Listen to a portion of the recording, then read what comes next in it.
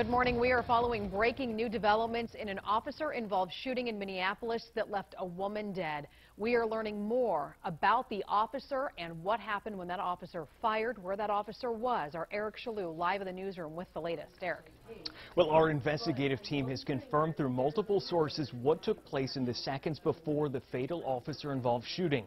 New at midday, we have learned from multiple sources that the officer who reportedly shot and killed the woman is Minneapolis police officer Muhammad Noor. There have been a lot of unanswered questions about what happened in the alley Saturday late night in southwest Minneapolis. So we also know some of those key questions are now being answered. A source told 5 Eyewitness News investigative team Officer Noor fired multiple times while sitting in the passenger seat of the patrol vehicle.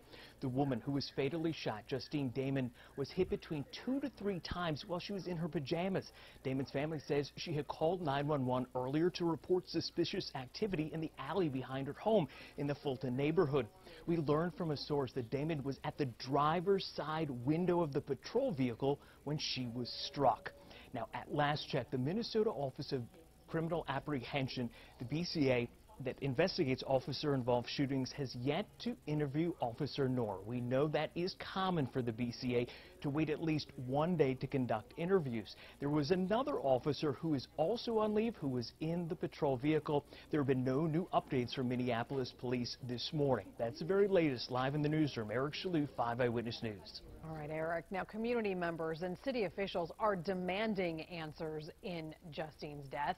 They want to know exactly what happened, why officers were not recording on their body cameras at the time. Our Tyler Berg is live at the scene in Minneapolis with more of these questions and really the frustration surrounding this investigation for so many, Tyler. Yeah, a lot of that here at this growing memorial. We've seen people visiting this memorial all morning long. Some were close neighbors of Justine Damon. Others didn't even know her but still wanted to be here to show their support. I just felt called to do something because it's such a close-knit community and so close to home, and it could have been any of us. Now, flowers, signs, and candles have been left here in Damon's memory. We're told the well-loved Australian taught yoga and helped many people in this community meditate. Friends describe Damon as a warm and loving person who was actually just about to get married to her fiancé. Many people are now eagerly waiting to find out the finer details from Saturday night. I spoke with one woman who lives nearby and simply can't understand how or why this could happen. You call the police because you want to report an assault and you're killed? It's so senseless. It doesn't make... There's no logic there. Now, this story has gone beyond national because Damon is from Australia. I spoke with 3 different Aussie TV news crews who flew in to cover this shooting because this is, quote, front page news back home. Live in Minneapolis, Tyler Berg, 5 Eyewitness News. All right, Tyler. Well, going in depth here, 5 Eyewitness News recently took a pretty close look at how often Minneapolis police officers are turning on their body cameras. We reviewed police records for the month of March, and it showed that of the nearly 500 officers assigned to wear body cameras, an average of 5 to 6 hours of video was uploaded by each officer for the entire month. Now, Minneapolis police told us it's hard to know right now if those numbers are low because the department really doesn't have a year-to-year comparison that it's able to do. Now, stay with us here at 5 Eyewitness News and with KSTP.com as we work to uncover more information about Justine Damon and the officer. And I want to thank our family here and in Australia, our friends from all over the world, our colleagues and our neighbors for the amazing outpouring of love and support that we've received. Our hearts are broken and we are utterly devastated by the loss of Justine. As you know, it was Justine who called 911 on Saturday evening, reporting what she believed was an active sexual assault occurring nearby. Sadly, her family and I have been provided with almost no additional information from law enforcement regarding what happened after police arrived. We've lost the dearest of people, and we are desperate for information. piecing together Justine's last moments before the homicide would be a small comfort as we grieve this tragedy. The death of Justine is a loss to everyone who knew her. She touched so many people with her loving and generous heart. She was a teacher to so many in living a life of openness, love, and kindness. Our lives are forever changed as a result of knowing her. She was so kind and so darn funny. She made us all laugh with her great wit and her humor. It is difficult to fathom how to go forward without her in my life. We ask that you respect our privacy as we grieve the loss of our dear Justine. We will provide more statements as information comes to light. Thank you.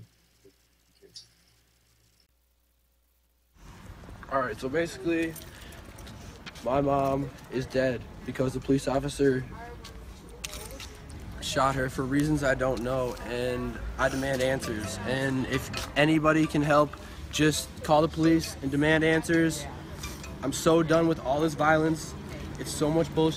America sucks. These cops need to get trained differently. Zach, can you share what you know about the situation? I just know that she heard a sound in the alley, so then she called the police.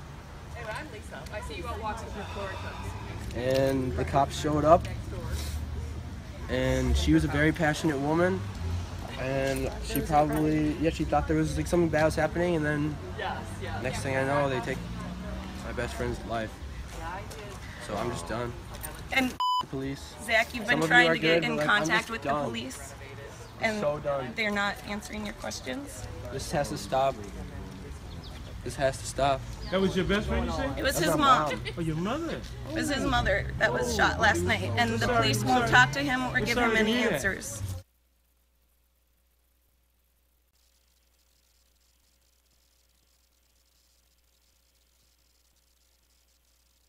Fiancé of Justine Damond, shot dead by U.S. police officer, pleads for more information. New York, the fiancé of the Australian woman shot dead by a police officer near their home in Minneapolis on Saturday night has described her as a loving and generous woman, while pleading with local authorities for more information about her last moments alive.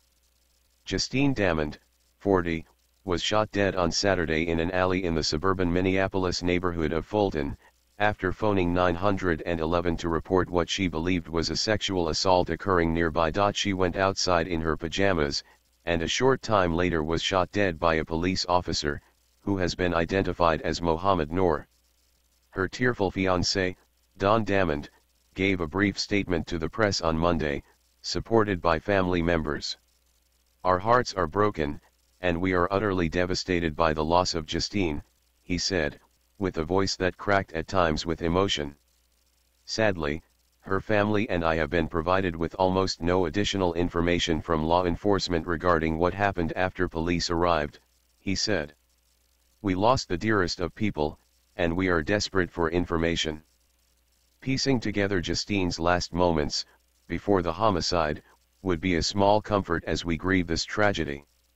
Mr. Damond's 22-year-old son Zach, who has described Justine Damond as his mum and best friend, stood behind Mr. Damond during the press conference, his hands resting lovingly on his dad's shoulders. The state body investigating the shooting, the Minnesota Department of Public Safety Bureau of Criminal Apprehension, said one officer fired his gun at the woman and that no other weapon was found at the scene, confirming Ms. Damond, who was also known as Justine Rushdick, was unarmed at the time.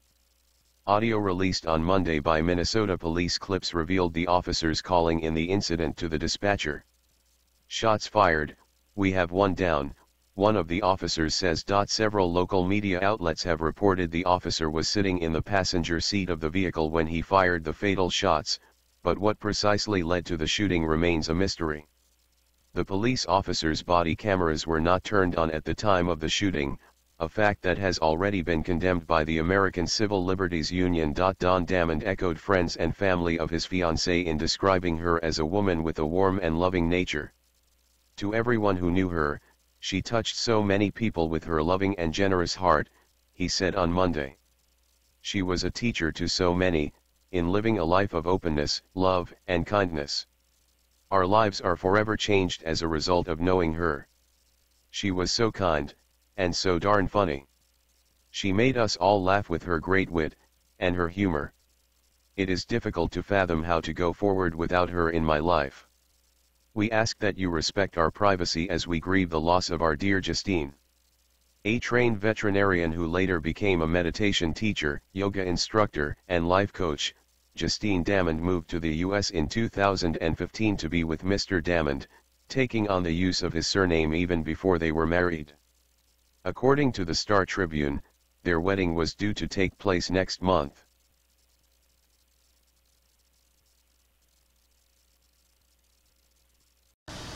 Hey Charlotte County, this is Charlotte County Cop Watch, and I wanted to explain what fair use is. You can use pieces of news articles if you're doing it for news reporting, you have commentary, and you're doing it for education purposes. So that's what fair use is, as you can see right here.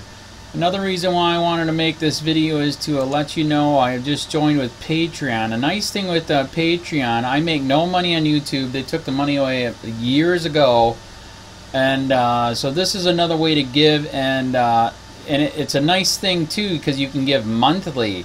You can give $1, $5, $10, whatever. I do 4 to 5 hours a day on trying to wake the sheeple up on how corrupt it is and different ways that you can fight the corruption. So Patreon is a way that you can do it, and then of course the old way is still there. Donate to Charlotte County Cop Watch with PayPal or credit card. So keep that in mind. 4 to 5 hours a day. I make no money, but the corruption happened to me and I'm sick of it, so I'm trying to wake people up. But my wife would love it if if we could get some help out there. There's 47,000 subscribers. Just think if each one of you subscribers just gave let's say actually yes, $1 a month. 47,000 subscribers gave $1 a month. That would be awesome. That's not going to happen. But anyways, that would be great if it did happen. But do the math in your head. Just think about it. Like I said, 4 to 5 hours a day. I get no money from YouTube. YouTube has gone nuts. You can't do anything anymore. They're taking the money away everywhere. So these are a couple different ways that you can still help out with all this time that I put in. And as you know, I'm in a special situation where at least I can do it. 4 to 5 hours a day.